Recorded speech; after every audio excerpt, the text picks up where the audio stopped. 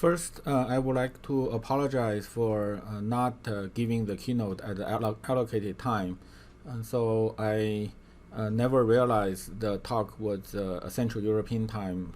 I implicitly assumed it's a US time. So I guess that's one lesson that I can learn for attending conference online is to pay attention to the time zone. And second, I would like to thank the organizers for inviting me to give this talk. So I really appreciate the opportunity. So I want to talk about COVID-19 and, in fact, just a little bit of cybersecurity. The reason I want to talk about this in March, I was paying a lot of attention to the spreading of the virus, like many people around the world. So I wrote several open letters that are available from my homepage, and maybe some of you have read one or two of them. And after that, I started thinking what I can do to help in the society's fight against COVID-19. So in May, I wrote a proposal together with Professor Faming Liang in Purdue Statistics and Professor Yang in University of Florida. He's an epidemiologist. So we want to study how technological means can be used to fight to fight COVID-19. So this talk sort of come from my experience of personal following the situation and from study of some of the technological aspects. So we all know COVID-19 has caused a lot for the society. So recently we've seen the number of recorded deaths past 500,000 and the number of confirmed cases past 10 million. So in fact, both of these numbers underestimate the true number because in many places the recorded deaths only include people who died in the hospital and then confirmed with the virus. So people died without going to the hospital are not counted. So if you're interested in that, you can look at this study on excess mortality caused by COVID-19. And the 10 million confirmed case is even more an underestimation because the people with no or mild symptoms generally are not tested and recorded. So based on the estimated infection fatality rate of 0.5% to 1%, which I'm going to explain a lot more detail why we have that estimation. So that gives a estimated infection number of between 80 and 200 million. So that's about 1% to 2.5% of world population. So on the one hand, we can see a significant fraction of the population already had the virus. On the other hand, we can see it's still far away from herd immunity, if that is a goal. And in addition to deaths, many people who recovered from COVID-19 also have severe health consequences afterward. So there's I haven't seen comprehensive study on that yet, but I think this will be understood better. And also there are indirect human costs from the lockdown measures that are taken by many society to fight COVID-19. So this will cause a financial hardship for significant fraction of the population, and hospitals are often delay medical procedures to preserve capacity for fight COVID-19, and patients avoid hospitals when possible. So these all have health consequence. And also there's warning that there might be biblical proportion global famine coming in part due to the measures to fight COVID-19. And there are different estimations of financial cost of coronavirus. So I did the Google search, and these are some numbers that came up. As you can see, the estimated number gradually increased over time, and I think we're only going to see the number further increase in future. So in order to study how we can help, we as researchers, especially in the security and privacy field, to help, we need to understand what made the virus so damaging, and how the society should help, should fight it, and then how we can help. So I think it's pretty obvious. Most of us know there are two key factors that made the COVID-19 so dangerous. One is its fatality rate. The other is the transmission speed. So let's first look at the fatality rate. So this is something that I'm going to look at in quite detail. There are many different estimations of fatality rate made by different organizations. So I look at many of them, and in the end, I decided that I have to look at the raw data myself in order to form my opinion. So I look at the data from different countries, and here I'm going to present data from 3 countries: Germany, South Korea, and Australia. So generally, I rely on data from countries that, with general consensus, the data are reliable, and also they have to have an English version of the data so that I can read, I can easily interpret data, and the data need to be presented in a way that I can use. So and also I want to see data from countries where testing is done fairly thoroughly, relatively thoroughly. So only then the fatality data makes sense. So sometimes some country you may see a fatality rate of over 10%, but that's because very few people are actually tested. Only people who have a severe illness that go to hospital are tested. So then the estimation of fatality rate based on that is not reliable. So from the Germany's data, I want to call your attention to the number of tests and the confirmed case from the test, which will translate to the test positive rate. So out of all the tests, 3.6% is positive. And this is a key parameter to measure whether a country have conducted sufficient number of tests. The lower this test positive rate, then the better the country is in terms of testing. So just boasting the absolute number of tests or number of tests relative to population size doesn't really mean much.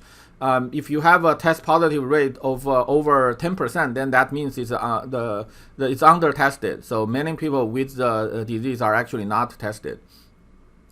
So so far we have slightly more than 9,000 deaths from COVID-19 in Germany, and there are this number of patients recovered, and there are still about 8,000 active cases. So when calculating the fatality rate, I like to use the number of deaths divided by number of deaths plus number recovered, basically ignoring the active case. Because those active cases, some will result in deaths, other will be recovered. So it's too early to use that number in the computation of fatality rate. And at this point, when the fast growth is almost over and very few new cases, whichever way you use, give you similar answers. But in the early phase of the transmission, using number of deaths divided by number of confirmed cases is very misleading. So I've seen many news reports, say in March, saying, "Oh, Germany have such low fatality rate. Oh, South Korea has such low fatality rate." But that's because most of the patients at that time are active, so they just haven't resolved one way or the other yet. So based on this, we see a fatality rate of 4.84%. So another thing I think you probably see if you look at this number carefully is as the age increases, the number of fatality increases fairly dramatically. So I think from 20 up to, I guess, to about the 70 group, every 10 years increase, I would say roughly 3 times increase. So some of these are less than 3, some of these ratio are greater than 3. And beyond the 70, the ratio does not increase that much. But that's because the population size in that age group is a lot smaller than the previous one. So similarly for for over 90. So these are the number of deaths. If we consider fatality rate, then the increased pattern is going to be similar. So the other thing I want you to note is that the number of male deaths is a lot higher in number of females. So in Germany, actually, we are seeing in the group under 70 is almost 3 times.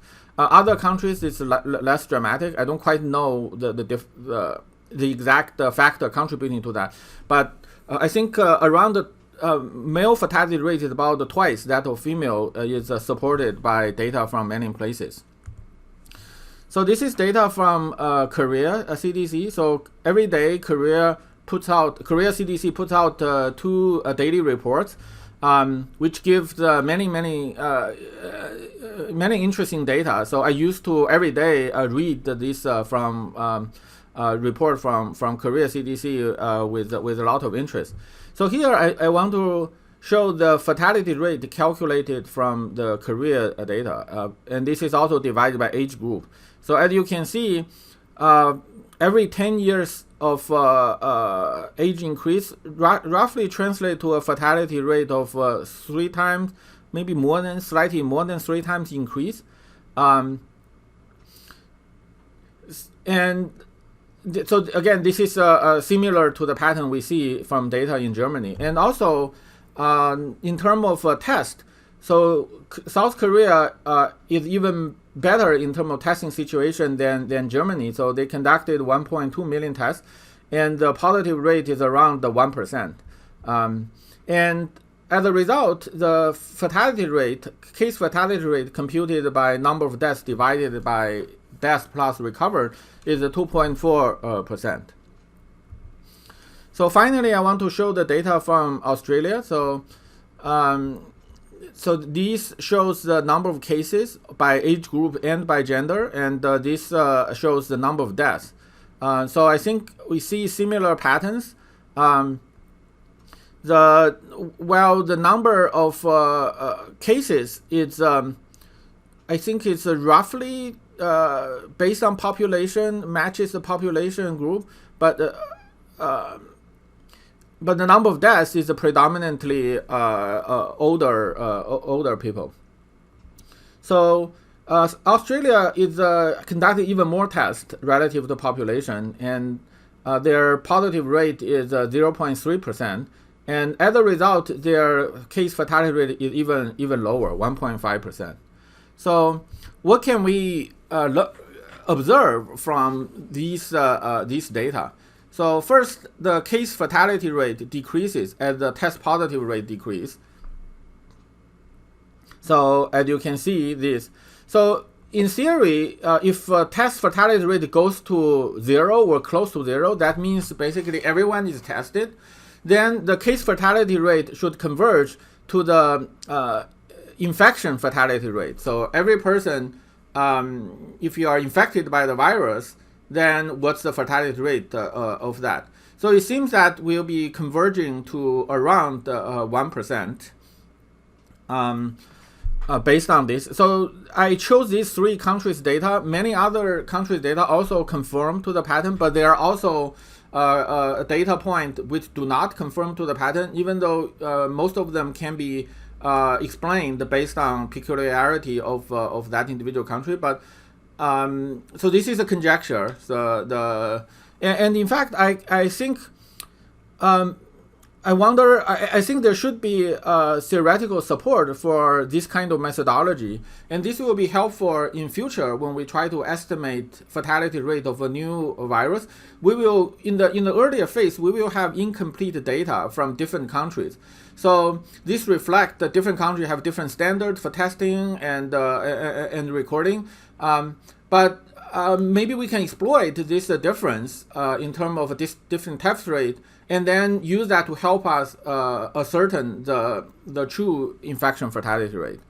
And I want to point out this 1% rate is also broadly consistent with data from various antibody studies. So in April, there are many reports on different antibody studies. So there are ones large-scale ones conducted in New York, and there are ones conducted in California, and there are ones in Germany, and also with some data from a blood donation from Italy.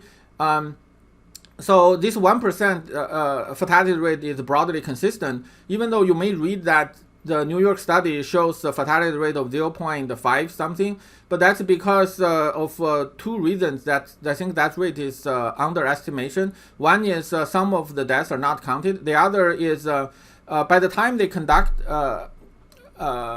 this antibody test, there are still many people who have the disease but just have not resolved. So there are a lot of those people at in April when the study was conducted. So many people sort of had the disease at the time when they did the study, but then died later. So the rate is closer to 1% than to 0.5% from the New York study. And also we've talked about this before. So every increase in 10 years of age increases infection fatality rate by about 3 times. And so therefore this means that sometimes it doesn't talking about the fatality rate of one population or a general one fatality rate doesn't make that much sense, because it depends on the age structure of the population. So for a society with many older people, then the fatality rate will be higher. For a society where they're much younger, with a much younger population distribution, then the fatality rate will be much lower. And I think it's because of that many experts are concerned of the impact of the virus on developing countries.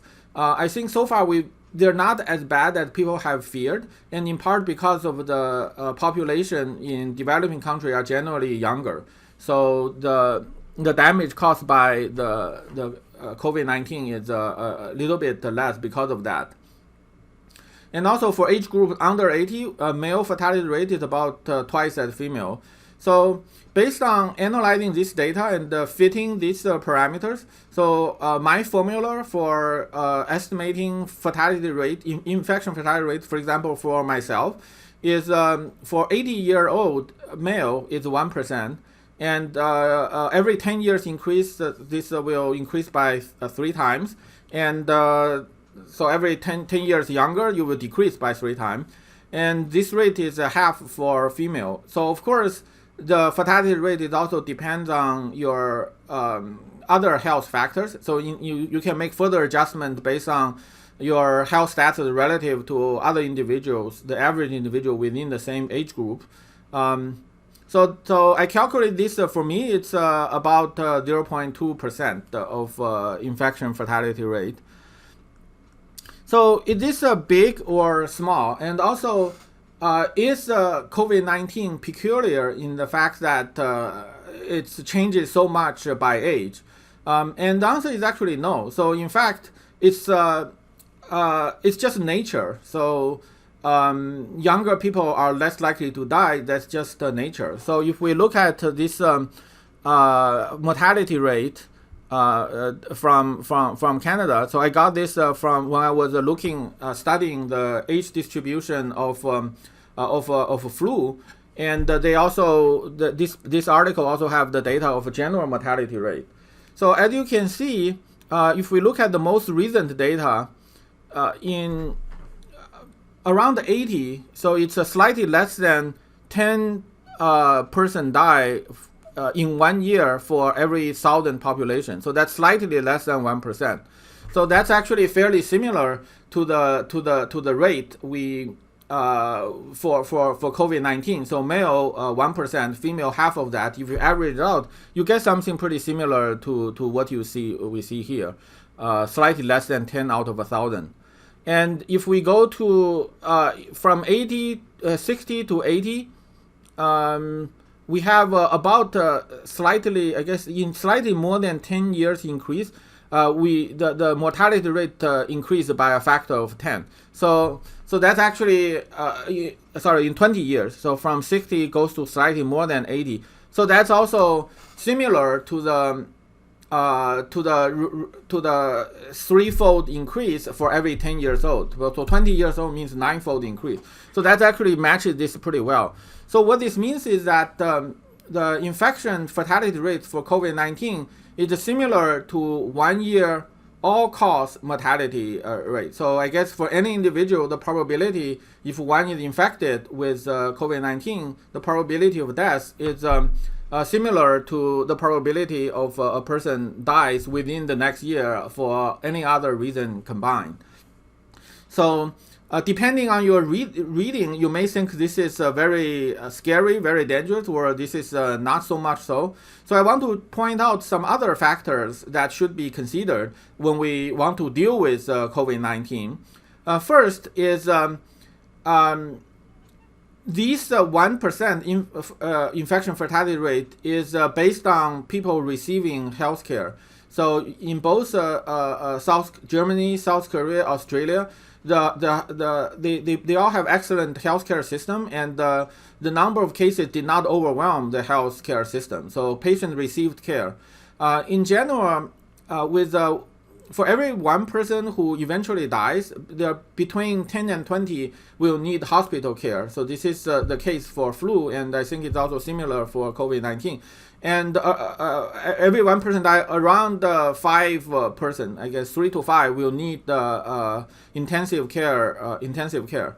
So when these hospital care cannot be provided, fatality rate would be several times higher. So if no healthcare is provided for this patient who need hospital care, especially those need ICU, so maybe it's difficult to estimate the correct number, but I would say probably 3 to 4 times people will die if absolutely no hospital care is provided.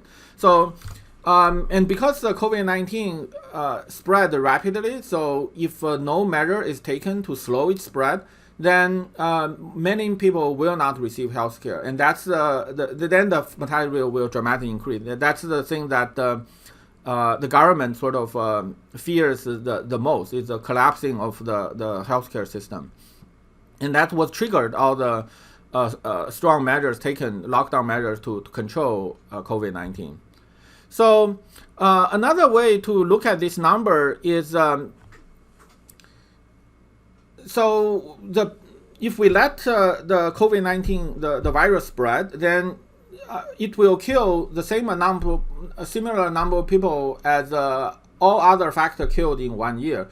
And when it spreads rapidly, there may be a significant fraction of a population getting the disease at the same time. For example, within the same month, maybe there are 20% of the population having the disease at this time. Then that means the number of deaths will be sort of concentrated in that short period of time. And in fact, we are seeing that effect from at least in Italy and probably in other places as well. So Italy published mortality numbers to help analyzing the COVID-19. So the data set that I download include the mortality number. So this is the number of people dying, so not considering all causes, in March from 2019, last year, and this year. And it published this data for many towns. So I look at all the towns in the Bergamo province in Italy. So this is probably the hardest hit province in Italy. But the data doesn't include all the towns in Bergamo. I think it's only about half of the towns. So as you can see, the number of the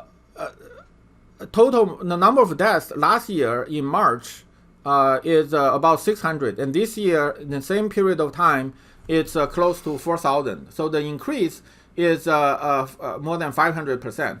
So basically more than 6 times as many people died this year in this place, in this period compared to last year. So this excess mortality are generally should be contributed to COVID-19. And I think we are seeing both many people got sick at the same time, and also the hospital system being overwhelmed at this point. Because otherwise this these data are sort of unreasonable. But this is what one would expect, or even worse, if we let the virus spread without slowing it down. And I guess we are also seeing a lot more male died than female because of the COVID-19 disease. So what about the flu? So people have often compared COVID-19 with flu, and I think actually most of the comparison, in my view, is not accurate. So people often quote that flu have a 0.1% mortality rate. So if we estimate COVID-19 at 1% infection fatality rate, so then that makes it 10 times as deadly as flu. That's actually not correct. So first, flu's mortality rate have a similar age-based distribution compared with all-cause mortality rate and also with the COVID-19. So as people get older, it's they're more likely to die from flu. And I think the ratio is similar. They're not exactly the same, similar. By the way, the different line here reflect different flu seasons data. So some of them, I guess, have a higher mortality at the younger age, but they converge to something similar. Secondly, even if at age 90, the number here shows is that 1 person out of 1,000 die from flu. So in other words, the mortality caused by flu is between 1% and 2% of the total 1-year mortality rate, which kind of makes sense because there are many factors killing people. So flu is not one of the leading factors. So if flu contribute to 1% to 2% of the total mortality, that seems to make sense. But then that means the COVID-19, which have a similar mortality rate to 1-year all-cause mortality rate, is actually 50 to 100 times more deadly than flu. So why is that? Where does this flu's 0.1% fatality rate come from? So I look at the source, and the source that I can trace to is a study from US CDC. So what they did is they estimate the number of deaths caused by flu in each season. And they also have some data about hospitalization and medical visit, so they can estimate the number of those caused by flu. But then the next thing is how many people had flu. That's that's really a guess. So you get some factors, and then you multiply that to the number of estimated medical visits. I'm not sure that factor is correct. So what they estimated is about 10% of the population on average in a year has flu. So thinking about my own case, I probably have sometime I have more than once I got sick with the flu in a year. So just 10% of the population are sick with flu in every year combined. That seems to be a little bit too low, but that's basically what contributed to this 0.1% fatality rate. So the mortality rate of flu is about 0.012%. So all these data are in US. So because they estimated a low number of people who have flu with symptoms, so then the fatality rate becomes high. So I think the truth is COVID-19 is around 50 times as deadly as flu, but that's in part because flu is a combination of many viruses, and most of us have immunity against some of the viruses in the seasonal flu combination. So that make it seasonal flu less deadly because many of the flu virus, there are significant fraction of population already immune. So COVID-19 is more deadly because it's a new virus, and none of the population has immunity. So this will contribute to its sort of more higher fatality rate. The second factor of how dangerous a virus is the speed of transmission. So let's first look at the data from the earlier phase of US. So the blue curve is the number of confirmed cases, and the red curve is the number of deaths. And these straight lines, I guess, are used to sort of try to find the slope close to a portion of the data. So I want to draw your attention to the numbers in March. So in early March, in March 1st, the number of confirmed cases in US is less than 100. And then by March 30 or 31st, the number is more than 100,000. So the number, case number in US grows by more than 1,000 times in March. So this exponential growth trend also holds in many other places. So I noted this in early March. So as I mentioned in my open letter, so I started paying attention to the numbers, COVID-19 numbers, in end February. And the reason was because my older son, who's in high school, he signed up for his high school's orchestra trip during spring break. They're supposed to go to Orlando, Florida, go to Disney. So he's looking forward to the trip for a year. But as the number of virus cases start to increase, so I need to decide whether he can go. And because he's so eager to go, if I told him he cannot go, I have to have enough evidence and reason to convince him. So I following this data carefully, and I saw that the exponential growth by that time has already occurred in China and South Korea, and they are brought under control in both places. But in end of February, so first Italy, the exponential growth starts, and then followed by, I think, France, Germany, and Spain. So while I was looking at the numbers, it's every day the new cases for those places is about 1/3 of the previous day's previous day's numbers. So every day the new number is yesterday's number times 4/3. So that pattern sort of eerily holds almost without change for the different countries and different dates.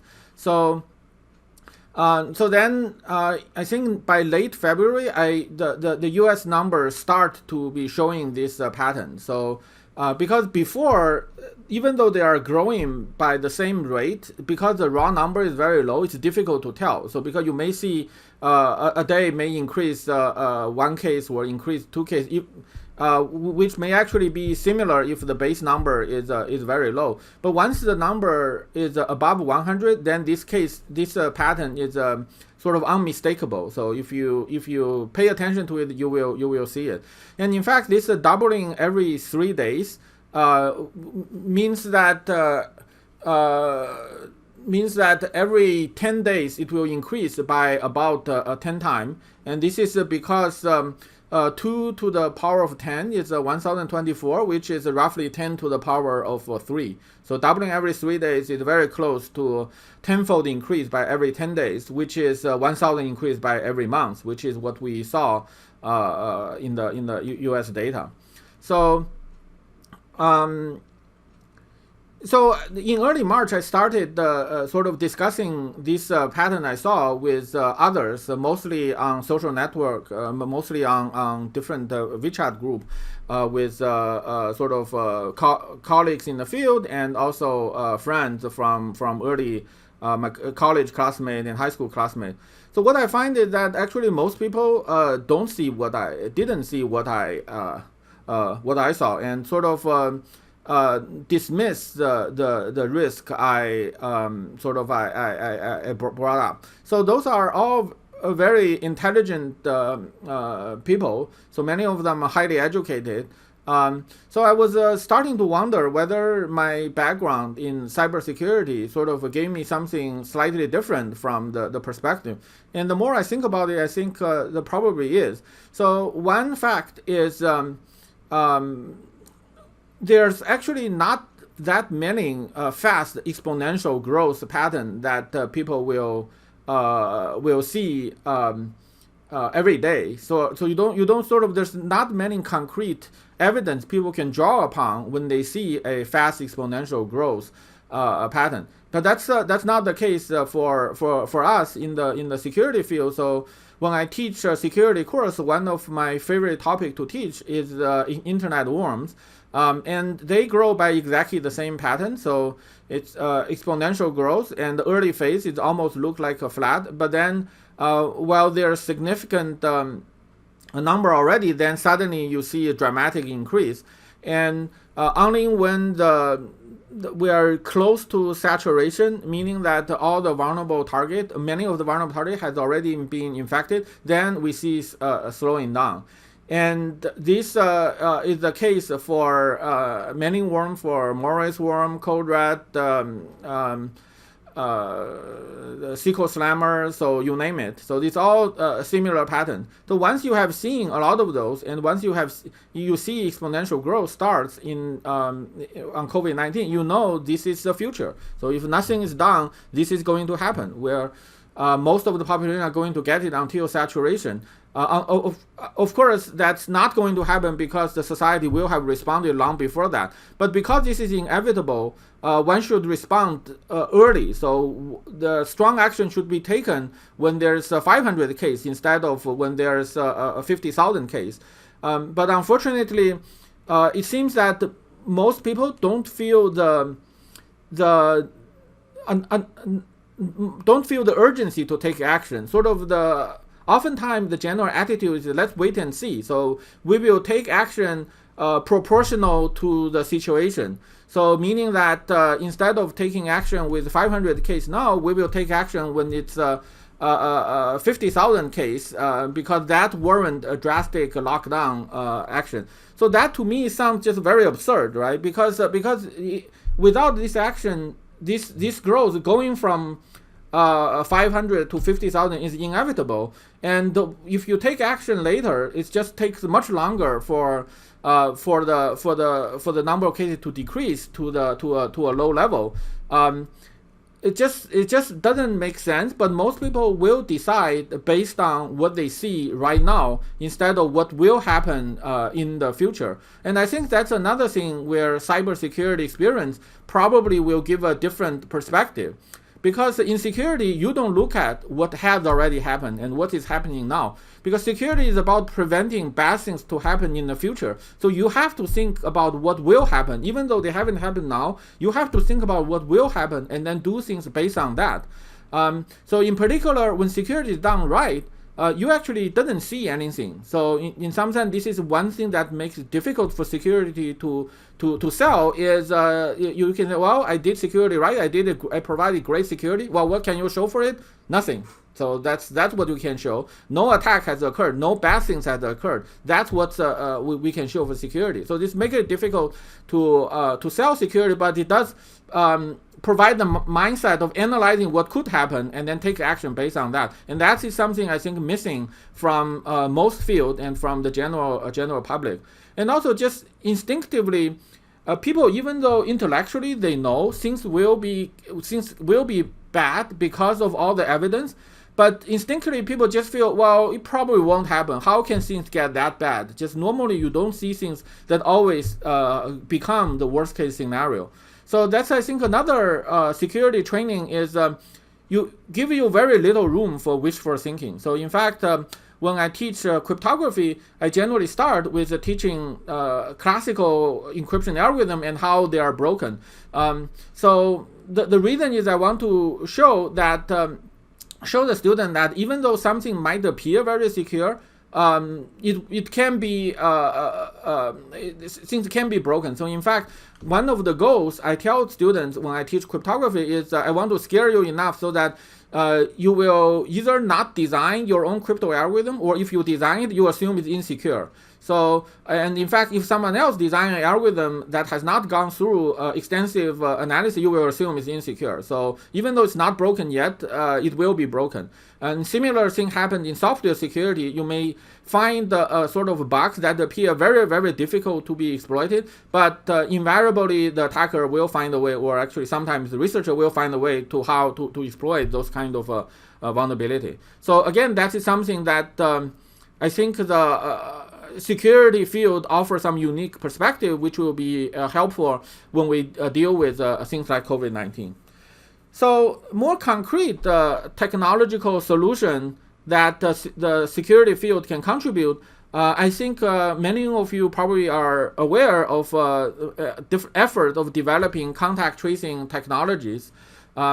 So first, I want to sort of separate their contact tracing as a physical activity, and then there's a sort of a technological support for contact tracing. And then within the technological support, there's a contact tracing apps.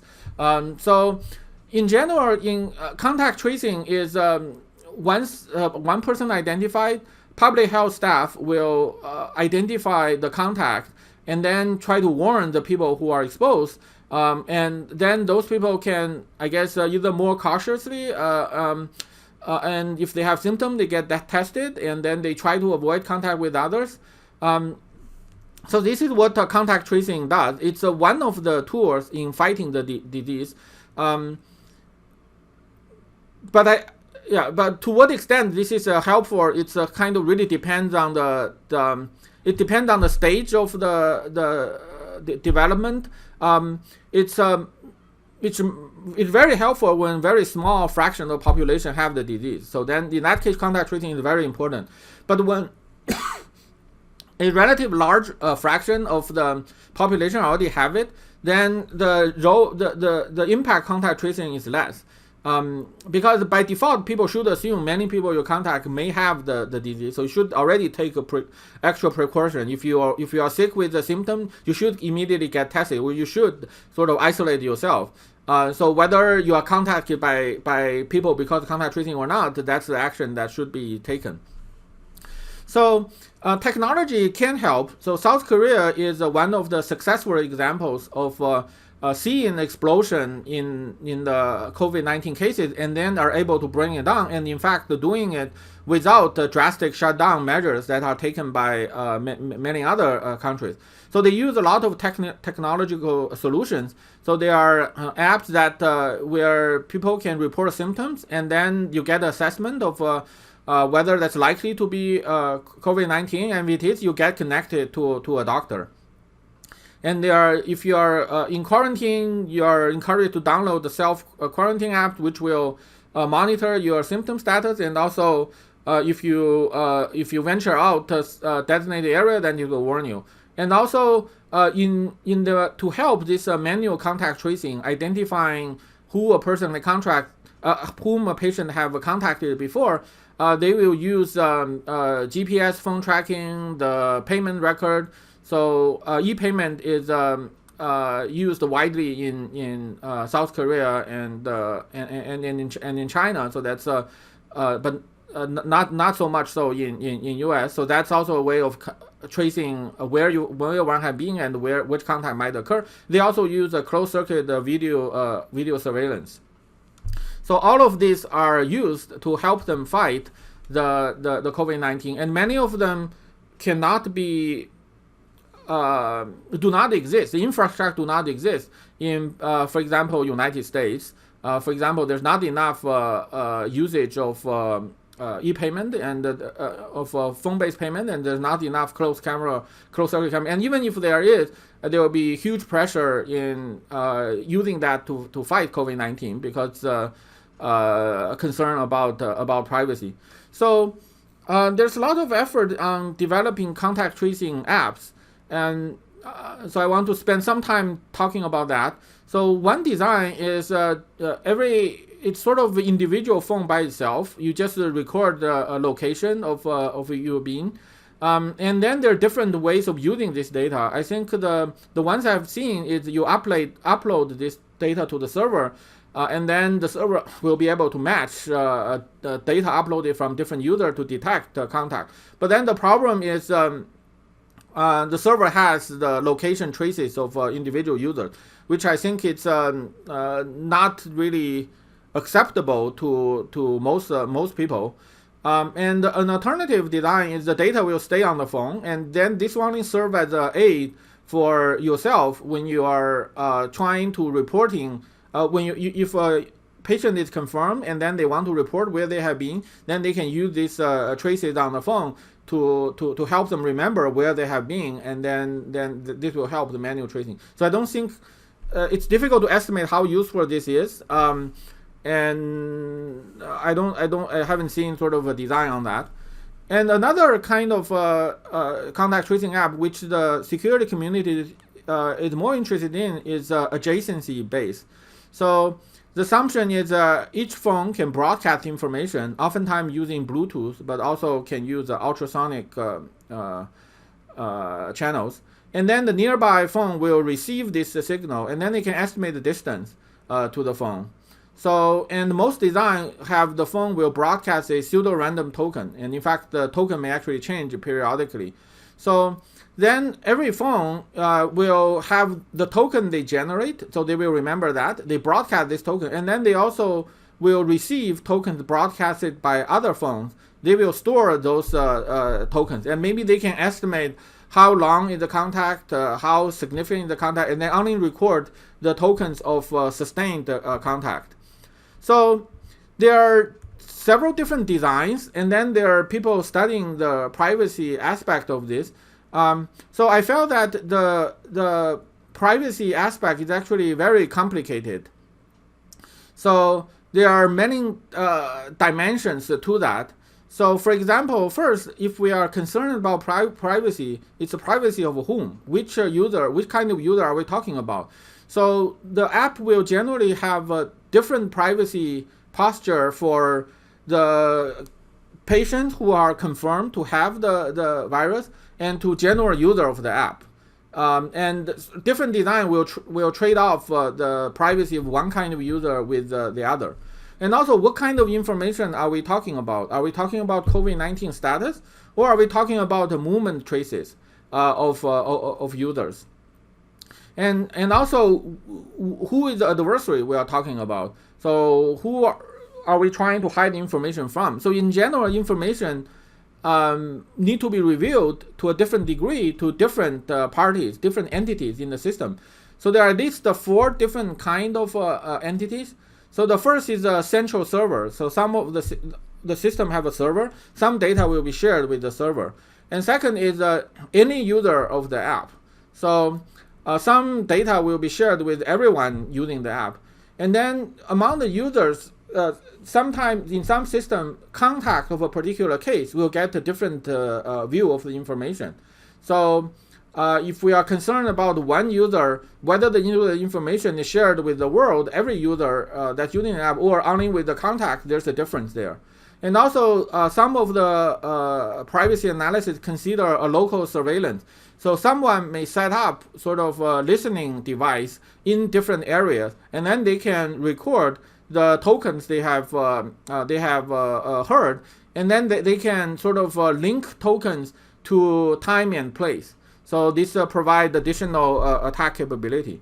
So it's actually very complicated to understand what are the privacy postures for different designs. So here I just want to sort of look at the 2 design and sort of make the point that there's no one single best design. I think it's every design is making a trade-off. So every user will have the tokens they generate and the token that receive. So in a decentralized design, if a user is confirmed, they will upload their own token to the server. And then every other user will download this token from server and then compare with the token they have heard, they have collected, and then check whether there is a contact. So the server sees the tokens, the token traces of the confirmed case, but not that of the general users. So general users' privacy is protected very well. However, the privacy of the confirmed case actually is worse than some of the other design, because every user will see the tokens of confirmed cases, and from that, if the user record the data about where they have been, then they can link that trace to actual physical contact, and then they probably can have a good guess of knowing who are the confirmed cases. So whether that's a significant issue or not, I don't want to discuss. I just want to point out that there is that kind of information leakage will happen in decentralized design, but it will not happen in a centralized design. So in a centralized design, every user will upload their self token to the server. So what this means is that even though these tokens are pseudo-random, if the server also set up surveillance, then they know each of the user where they have been. But this requires sort of setting up physical surveillance at the different places. And if they can set up physical surveillance, maybe they can set up camera, then they get sort of similar information, maybe even better information. And then in this design, confirmed case will upload the collected token to the server. Then the server can do the match. For every user, they can match their tokens against the collected token of confirmed cases, and then they can inform the user that they have contact. So in this case, because every user upload their own token, so then every user's privacy is somewhat worse.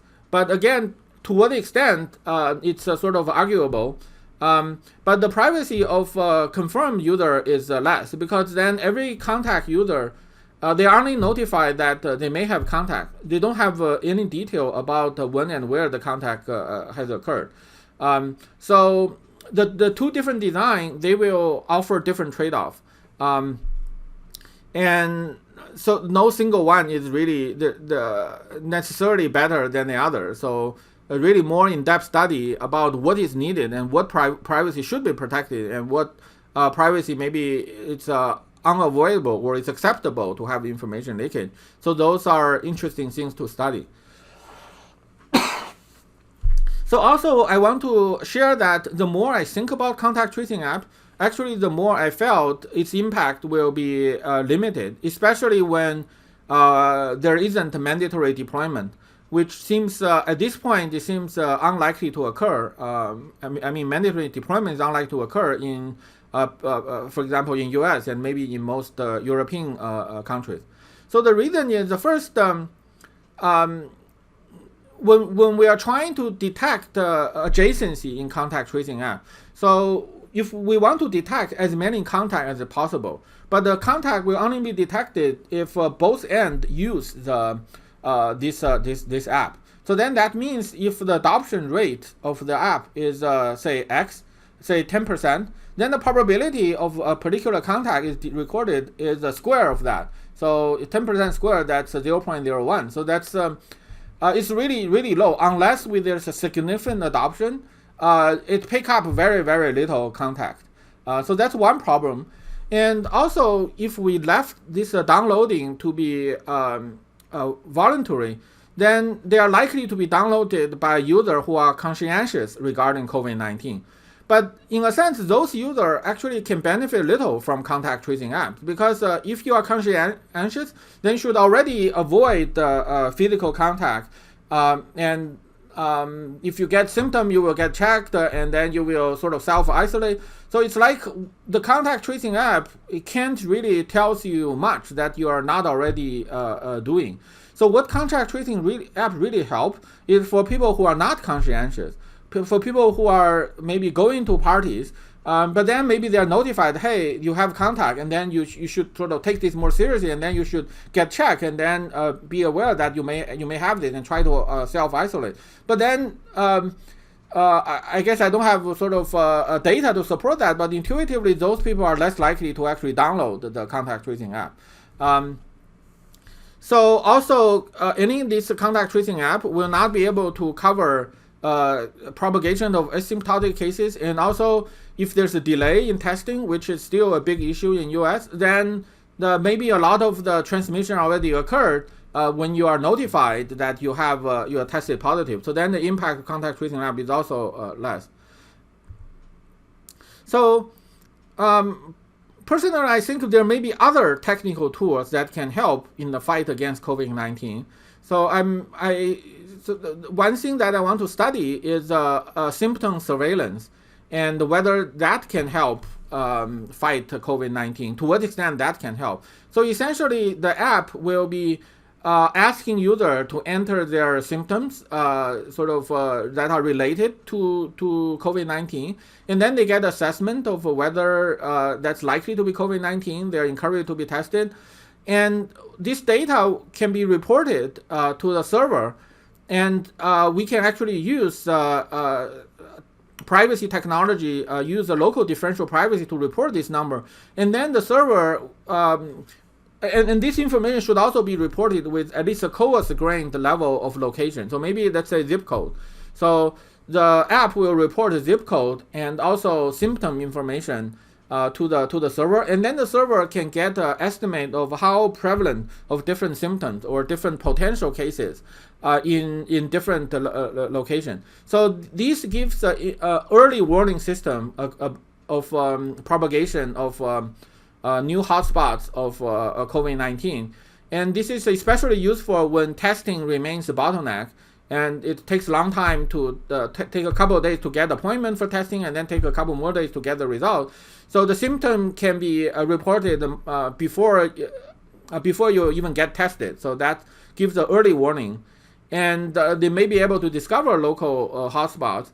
And then this the information is collected by health authority. They can distribute this information from symptom surveillance to the public, and then the public can know in the local community. Excuse me. So what is the danger for COVID-19? And another benefit is that because we are trying to get the estimation, even a low adoption rate can provide useful information. So because we are doing a statistical estimation of the prevalence of a symptom and the potential cases, even 10% of adoption can give very valuable statistical information. And also it can provide the direct value proposition because it can provide a partial diagnosis, and also if you have symptoms, it can provide resources on where to get tested and so on. So there may be some value proposition that encourage downloading this app. And finally, we can use the privacy technology to provide useful information. So I want to quickly mention the local differential privacy technology, which is when you are trying to report a value, you will first randomize it. So there's a randomizer referred as the P here. So the randomizer can satisfy local differential privacy for parameter epsilon. So I will skip the technical definition. And then the server, by taking this reported value and knowing what kind of randomization has taken place, they can use that to recover estimation. So, for example, a histogram of the how many people have the symptom, how many people do not, and how many people have a combination of symptoms. So those can be estimated fairly accurately. So this local differential technology is actually, in some sense, not new. So this was something similar to it was developed in the 1960s, known as randomized response. So this was developed when people want to survey people with a sensitive question. So do you have a certain disease? Or I think the original paper used the example, are you a communist? So because these questions are sensitive, there may be systematic bias. People may answer no when the true answer is yes, because that they feel a true answer yes will somehow hurt them in the future. So then the protocol is every user will flip a secret coin, and if the coin come up with the head, then the user will answer truthfully. And if the coin come up with a tail, the user will answer randomly. So we'll answer yes or no with equal probability. So of course we can adjust this probability P. It doesn't have to be half. So as a result of this, someone who's yes a patient will answer yes with a probability 75%, and answer probability no with the probability answer no with probability 25%. And knowing that, the server can get unbiased estimation of the distribution.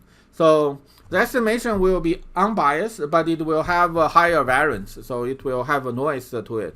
And the noise is controlled by the parameter P. And in recent years, somewhat more advanced protocols have been developed to enable better reporting, especially when the domain is large, and also to enable the reporting of multiple attributes jointly. So there are those technical means are there to enable this reporting. So that brings us to the last part of the talk. I think that for this virus, what the technology community can do to have an impact, in my view, is relatively limited. And the hope is that for when the next virus come, a hope is technology solution exists so that we can do much better next time. And the next virus will come.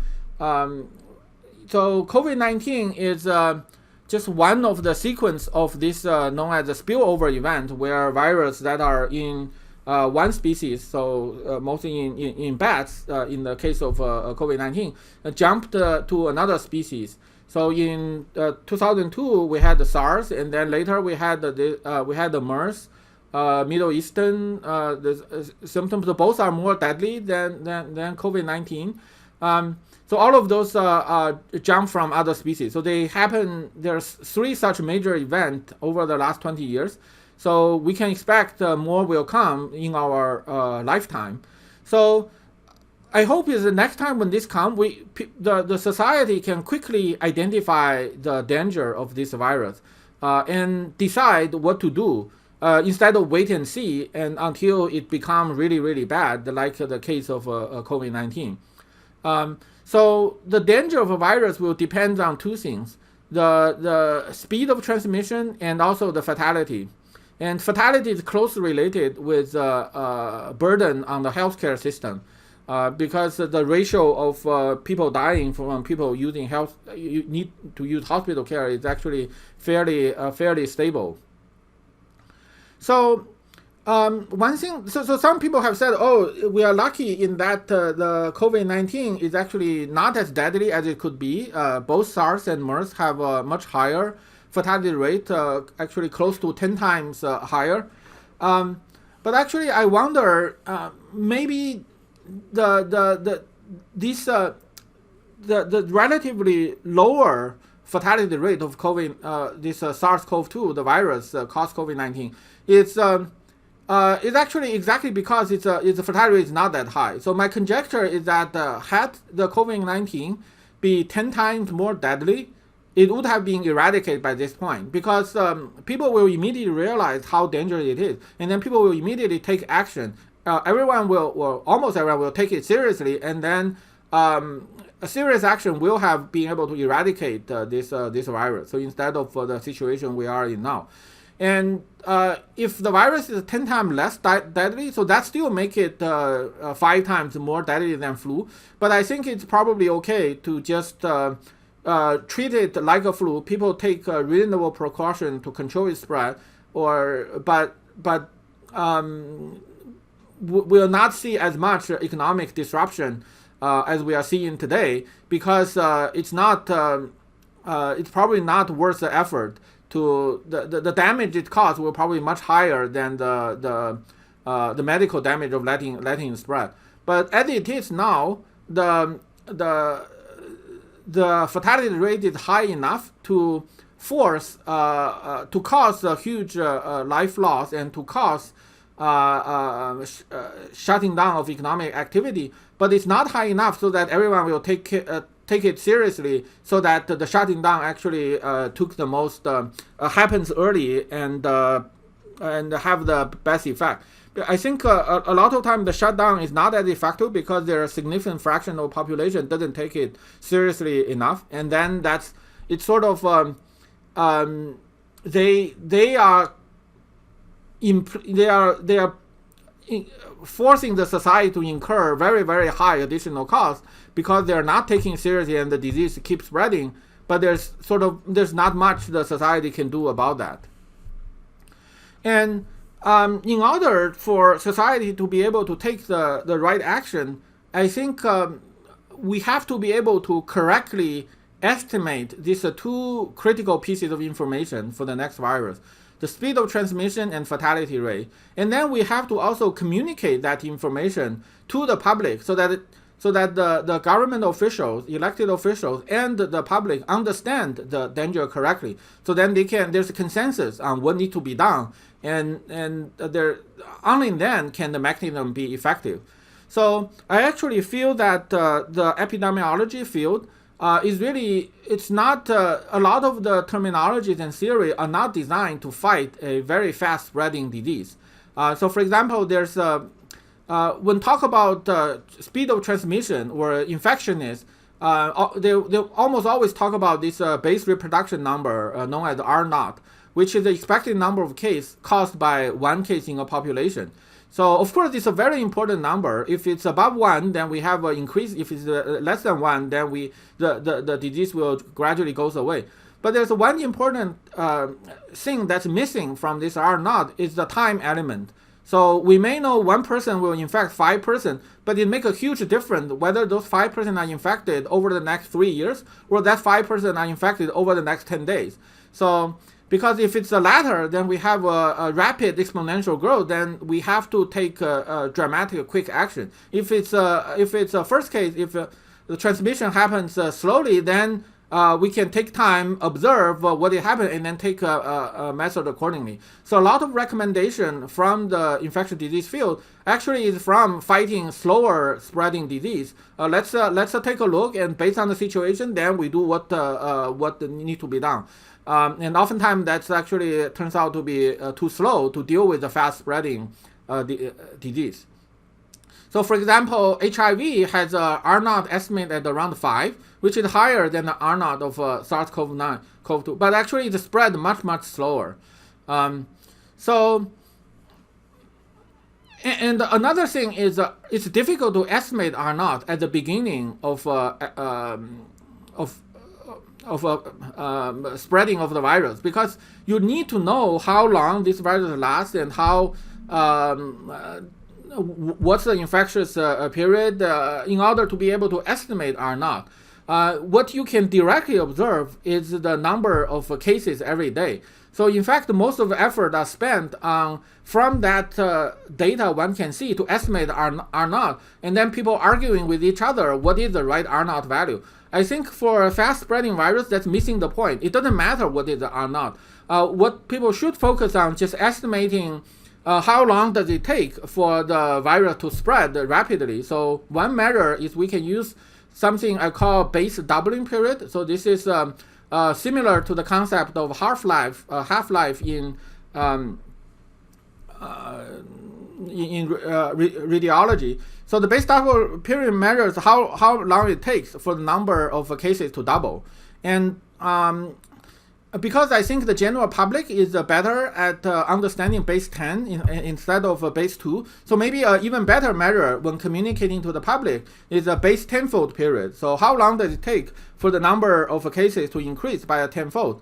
So for coronavirus, at least when spreading in spring in in modern crowded society, it seemed to have a base doubling period of less than 3 days, which translates to a base 10-fold period of less than 10 days. So I think 10-fold in 10 days is something most people can understand. It's an urgency that has to be dealt with, because in a month it will grow by 1,000 times. So maybe that is the right metric to communicate to the public and to the government official in order to decide what to do for a particular virus. And in terms of fatality rate, there are two aspects. One is how to estimate. The other is how to communicate. So estimation is hard because in the beginning of the phase, we have data of a different quality, different places tested differently, and so on. So one thing I'm thinking is maybe we can exploit this different test rate in different places, and then use that to use regression to estimate the true fatality rate. So I mentioned that earlier. And another thing is there maybe technology can help better monitor the disease situation in the population to get a better estimate of what is the base number of people infected than just the number of tested positive case.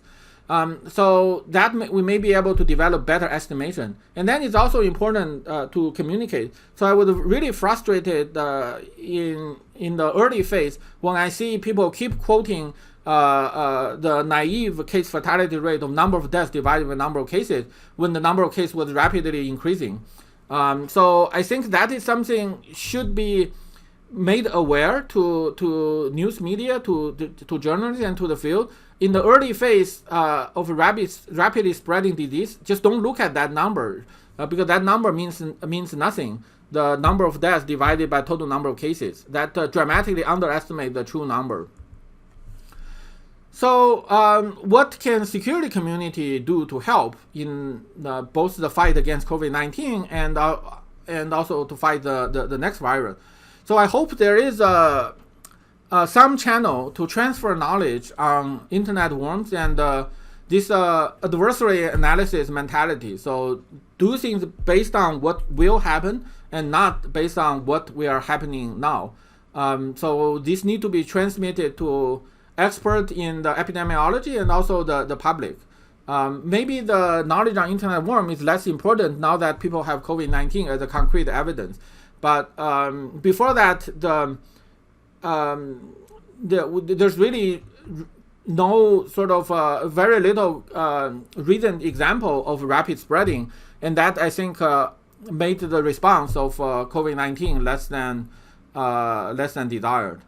And also, I think we should understand how to design effective contact tracing technology. I think it's important to have contact tracing technology built in mobile phones that can be enabled when needed to. And of course, the technology need to be privacy preserving, but there's no absolute privacy in this contact. I think hopefully ideally the community can come to agreement about what trade-off is needed and what kind of technology should be built, and then this can be built into the widely used mobile operating system, and then enabled when needed. But there's always a privacy threat. If you're not trusting the government, then there's always the threat that this is just another way for government to track everyone. But of course, I want to point out the government can use other mobile data to track individuals. It's just that there's laws and regulation in place to prevent some of that from happening. So I don't see significant difference from contact tracing technology. But it needs to be almost universally deployed in order for it to have the impact that it needs to have, in my view.